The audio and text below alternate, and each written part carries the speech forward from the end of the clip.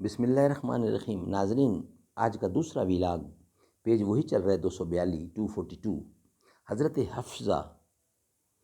حفظہ یا حضرت حفظہ، پروننسیشن فرق ہے۔ حضرت حفظہ عام طور پہ کہا جاتا ہے، حضرت حفظہ رضی اللہ، ان کا ذکر چل رہا ہے۔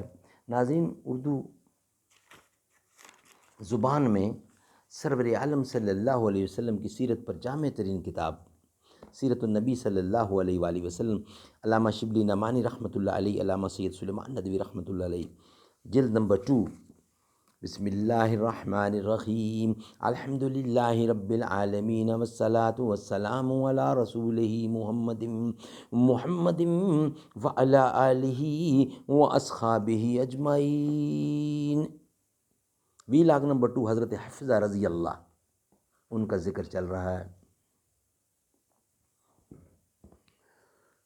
پتھر بھی کلمہ پڑھ کر مسلمان ہو گئے، توحید تو یہ ہے کہ خدا حشر میں کہہ دے،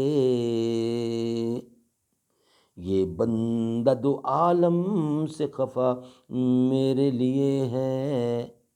توحید تو یہ ہے کہ خدا حشر میں کہہ دے، یہ بندہ دو عالم سے خفا میرے لیے ہے۔ حضرت حفظہ رضی اللہ حضرت عمر کی صاحبزادی تھیں۔ ماں کا نام زینب بنت مظعون تھا۔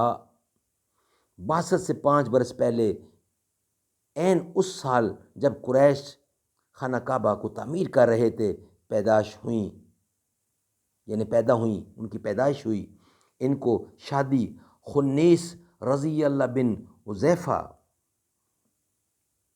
حذافہ سے ہوئی، اور انہی کے ساتھ مدینہ کو ہجرت کر کے خنیس رضی اللہ نے غزوہ بدر میں زخم کھائے اور واپس آ کر انہی زخموں کی وجہ سے شہادت پائی۔ خنیس نے اپنی یادگار میں حضرت حفظہ کے بطن سے کوئی اولاد نہیں چھوڑی۔ حضرت حفظہ کے بیوہ ہو جانے کے بعد حضرت عمر کو ان کے نکاح کی فکر ہوئی۔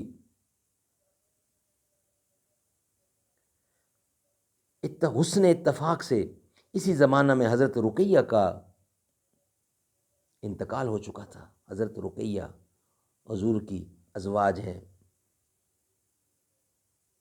اسی زمانے میں حضرت رقیہ کا انتقال ہو چکا تھا۔ اسی بنا پر سب سے پہلے حضرت عمر نے ان کے نکاح کی خواہش حضرت عثمان سے کی۔ رقیہ حضور اکرم کی بیٹی کا نام ہے، معذرت، پہلے میں نے غلط کہہ دیا، حضرت رقیہ حضور اکرم کی بیٹی ہیں۔ اسی زمانے میں حضرت رقیہ کا انتقال ہو چکا تھا۔ اسی بنا پر سب سے پہلے حضرت عمر نے ان کے نکاح کی خواہش حضرت عثمان سے کی۔ انہوں نے کہا، میں اس معاملے میں غور کروں گا۔ حضرت عمر نے حضرت ابو بکر سے ذکر کیا، انہوں نے خاموشی اختیار کی۔ حضرت عمر کو ان کی بے اتفاقی سے رنج ہوا۔ اس کے بعد خود جناب رسالت پناہ نے حضرت حفظہ سے نکاح کی خواہش کی۔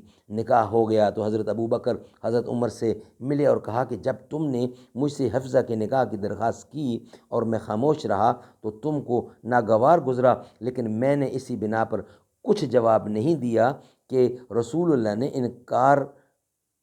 ان کا ذکر کیا تھا۔ اسی بنا پر کچھ جواب نہیں دیا کہ رسول اللہ نے ان کا ذکر کیا تھا، اور میں آپ کا راز فاش کرنا نہیں چاہتا تھا۔ اگر رسول اللہ نے ان سے نکاح نہ کر لیا ہوتا تو میں اس کے لیے آمادہ تھا۔ حضرت حفظہ آخر حضرت عمر کی بیٹی تھیں، اس لیے مزاج میں ذرا تیزی تھی۔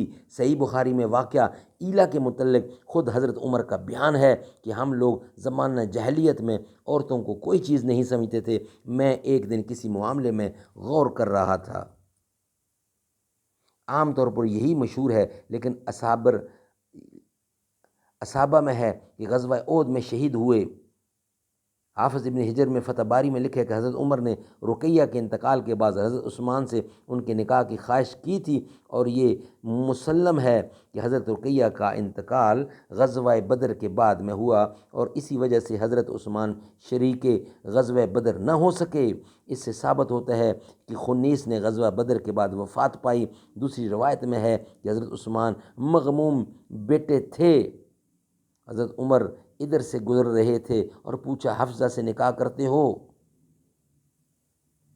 اس کی عدت گزر گئی، مگر خنیس نے احد میں شہادت پائی ہوتی تو ان کی عدت کا زمانہ سن 4 ہجری میں ہوتا، حالانکہ نکاح میں سن 2 میں ہوا۔ فتح باری میں لکھا ہے،